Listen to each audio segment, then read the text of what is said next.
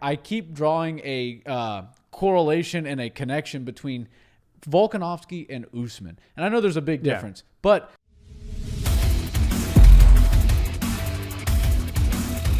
what's up, Barnhill family? Welcome back to the channel. Yo. Nick, so it feels good to be back. Yeah. Obviously, sorry for you guys out there that have been missing us for the last couple weeks.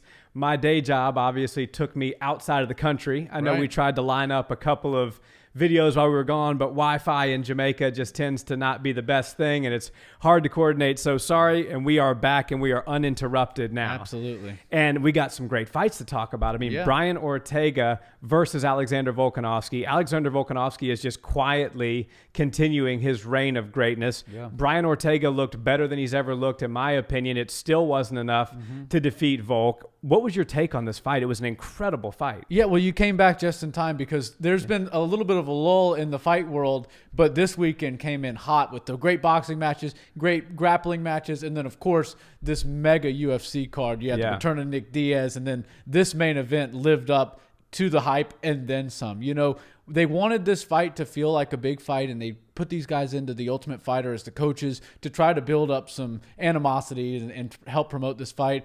And I think that the fight itself did more for this rivalry than anything. Yeah. And it was just such a great fight. You're right about Volkanovski, and I keep drawing a correlation and a connection between Volkanovski and Usman. And I know there's a big difference, but you talk about 170, it's top 3 most difficult divisions in the entire sport. You talk about 145, it's one of the other top 3 in the most difficult divisions in the sport. But there's 2 guys that are running those divisions, and nobody's really able to hang with them. Now, there's some top contenders and some people that look like they might be promising as far as giving them really tough fights, and Ortega was definitely one of them. But it's amazing to see just how dominant these guys are, not just fight by fight, but round by round. Yeah.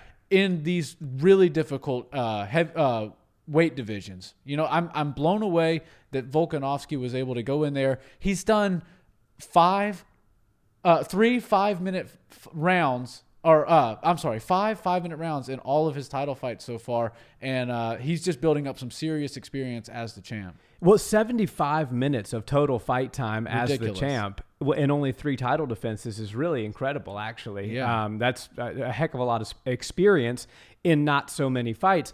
But Volkanovski just knows how to win fights. If you talk about, is Volkanovski the best striker at 145? Probably not. Giga Chikadze, Yair Rodriguez, Max Holloway, people like that come to mind. But then he beats people like Max. Yeah. Is he the best grappler?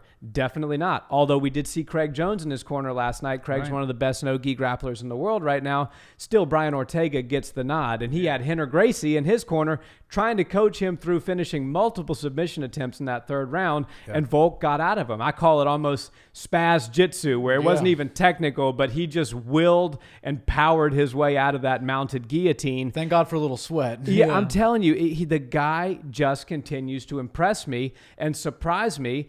And I think, you know, we talk about specialists like Khabib, like there's nobody that can grapple like Khabib at 155 and has that type of top pressure. There's no one that can strike at 185 like Israel Adesanya. And that's not the case for Volk, but he's just all around good, and his willingness to win and his understanding and ability to win rounds really is incredible. Yeah, he's really impressive. And, you know, we also talk about Dustin Poirier all the time about, he might not be the best boxer. He might not be the best kickboxer. I don't think he's the best jiu-jitsu guy. He's not the best wrestler, none of that, but he puts it all together so well, and Volkanovski's just like that, man. Yeah. I think he's probably pound for pound one of the strongest guys in the UFC. If not the strongest. Yeah, it feels like he came from 220 pounds or whatever it was and shed all the weight but kept all the strength. Yeah. Which is very dangerous because when you're dealing with guys who are naturally 165, 170 pounds that cut to 45, you're talking about a different ball game. And I think that Volkanovski just, you know, his game plans that he creates and the way his team coordinates, the way the style of fighting that he does, he's really good at winning rounds. That first round, you just watched him quickly, you know, take over the fight. And when you just check boxes, round 1, that goes to me. Round 2, that goes to me. It really starts to put your opponent in a difficult position. Yeah. Brian Ortega then has to start going for some more risky shots and chances. And, thank God he's such a good grappler, because that's what made this fight so exciting and pretty competitive, even though on the scorecard, which I don't fully agree with all the judges' scorecards, no. It was a more competitive fight than the judges led on to be. But I do think that the way that Volkanovski is able to win these rounds is really impressive. And Ortega was game. He was ready to fight. He definitely put on a good show for the people. But Volkanovski's the champ for a reason. And I think he might be a problem for almost everybody at 145. No question about it. I'm done doubting Volkanovski. Me and too. I agree with you 100%. 50-44 was by no means what happened in that fight, and that was one judge's scorecard. Right. I scored at 49-46. I had it 4 rounds to Volkanovski, 1 round to Ortega. I give Ortega the 3rd round because he was the closest fighter to finishing the fight in that round. I believe he had multiple submission attempts. I think he could have finished that fight had it been earlier, and there not been so much sweat. And there were a couple of times where I think Ortega got a little bit submission hungry, and we always say in jiu-jitsu, position over submission. Right. Good dominant position leads to submission. And when he tried to jump on Volkanovski's back, both of them being very sweaty, he ended up on his own back. Yeah. He didn't have his hooks in. He was too high up, all of that. There was a couple technical mistakes that led him to being on his back and getting ground and pounded. Yeah. So it was the 3rd round was a very close round. I do give that to Ortega. I think it was 49-46. But we can't just brush over the fact that Alexander Volkanovski was in a mounted guillotine by one of the best jiu-jitsu fighters in all of MMA right now. Right. A Henner Gracie legit black belt. With Henner Gracie instructing him. With Henner Gracie trying to coach you to the finish there, and you're on bottom being choked out. I mean, that's an amazing feat to overcome. I thought it was over, and the quickness by which he wrapped up that guillotine and took mount after he hurt Volkanovski with that shot was something extremely impressive. Yeah. Ortega's very impressive. And, he's got an offensive attacking jiu-jitsu style, which is really cool. A lot of times you'll see guys they'll throw up a triangle and it's a kind of a half-ass attempt of a triangle, or they're on their back and they're just kind of content there. No, Ortega goes forward with those and puts you in those positions that you don't really want to be in. For Volkanovski to get out of a triangle right after a guillotine, and his arm was all but about to go straight, and then if Ortega has you in a triangle and your arm straight, it's over. But Volkanovski showed true championship mentality, heart, and skill. He knew what he had to do to stay safe.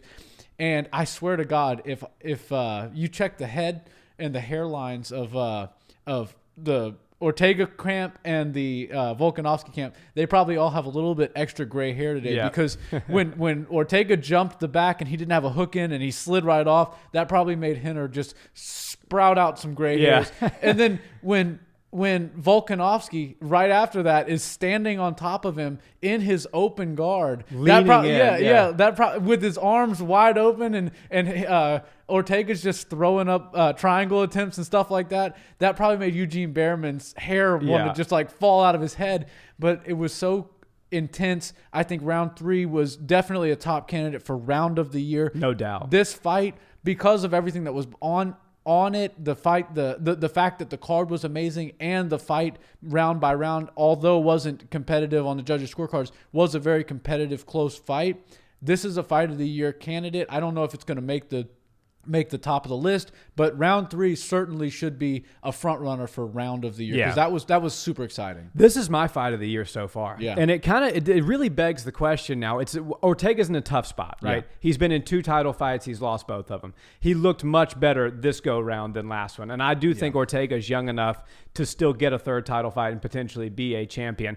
145 is a problem right now. I mean, you have Max Holloway, who I said up until last night that I still maintained was the best 145er in the world, even though he lost to Volkanovski twice. And I know I've been given flack for saying that. Yeah. I don't believe that anymore. I believe Alexander Volkanovski truly is the best 145er in the world, just showing his tenacity, his depth of skill, his strength. I mean, as we said, we saw on Instagram, he was sparring with Peter Yan but leading up to this fight and just tagging Yan at will, which surprised me. I think Yan's Muay Thai is some of the best in all of MMA. you got Giga Chikadze coming up. Giga's a real problem. He's tall, he's crafty, he's very quick with those kicks. Volkanovski's a shorter guy. Landing those head kicks should be a little bit easier for Giga. Still don't know that I would pick him to defeat the champ. And then you got Yair Rodriguez coming up. There's never been a better time for 145 right now. But again, Volkanovski is just showing us that line these guys up, and I'll knock them all down. Yeah, and if this 145 division continues to stay active and they keep pairing up against each other, while the 155 and the 170 divisions, who are also two of the most difficult divisions to compete in, while they're kind of stalling and playing, I don't want to fight you because I'm a bigger star than you, and I don't want to fight you because your ranking's not so high, and I'm not going to fight Islam Makhachev because he hasn't earned it, all this type of stuff, 145 could quickly become the most competitive, difficult division in the entire sport. I mean, I think Giga Chikadze is a nightmare for everybody. Yeah. I think Max Holloway could beat anybody on any given night. Volkanovski's proving that he can go 25 minutes with absolutely anybody at 145. I think that, he's one of the most dominant champions that the UFC's seen in a while, and he's doing it in a division that's so stacked and just had that feeling to me when he got the belt that he wasn't going to be there. It was going to be a revolving door, right? That belt was going to switch hands a bunch of times, maybe go back to Holloway, maybe wind up with one of these elite level strikers like Zabit or somebody like that. But Volkanovski's showing us that he is a complete fighter. He has the skills to beat all these guys. And I think if they keep the ball rolling down there at 145, we could see them take over as the most dominant division in the entire sport. I think so. Yeah. I think certainly got the attention of the notorious Conor McGregor last night. Yeah, that was, and I will say that Conor's sitting there holding his cane with his leg elevated, but he's just tweeting these things, and sometimes he misses with his tweets and his nonsense trash talking, but sometimes he's on the money with it. And while that one was a little bit offensive, it was pretty funny the way he called it. 5'4" and full of muscle. Yeah. If you don't know the Land Down Under walkout song, I believe they say 6'4" and full of muscle. You can never discount the creativity of Conor McGregor. However, I don't think that he will weigh 145 pounds again in this lifetime. No, I don't think so. He might have to. Volk might have to wait for Conor McGregor Jr. to make 145. Yeah, exactly. His dad's not making it anytime soon. I'm telling you. Well, guys, thanks so much for watching this video. Let us know in the comments, what did you think of Volkanovski's performance last night, and where does Ortega go from here? Does he get that elusive third title shot after 2 defeats? We love chatting with you guys in the comments. And if you haven't subscribed already, a subscribe is much appreciated. And until the next video, guys, have a wonderful day. Peace.